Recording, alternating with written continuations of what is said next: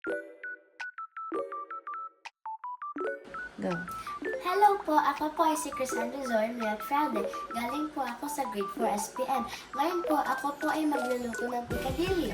Una, ihanda ang mga sangkap tulad ng giniling, tomato sauce, carrots, potato, green peas, bawang, sibuyas at kamatis. Ikalawa, ilagay ang mantika sa kawali at painitin.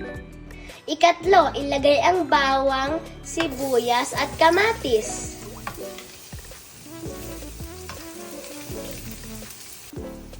Go.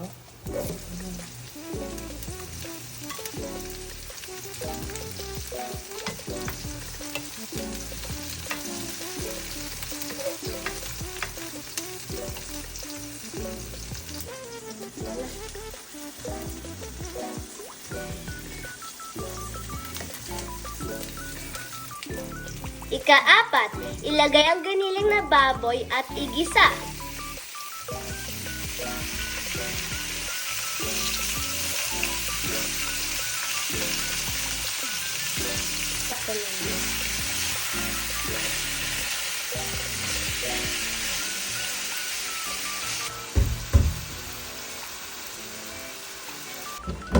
Ikalima, ilagay ang tomato sauce at pampalasa tulad ng asin at paminta.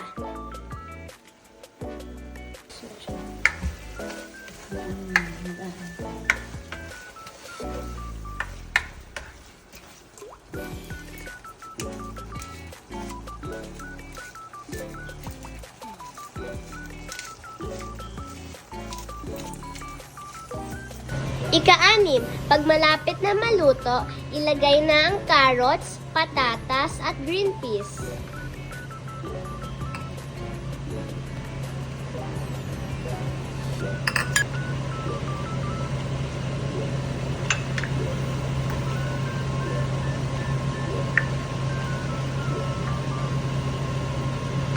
Ito ang aking linuto na picadillo. Tikman na natin!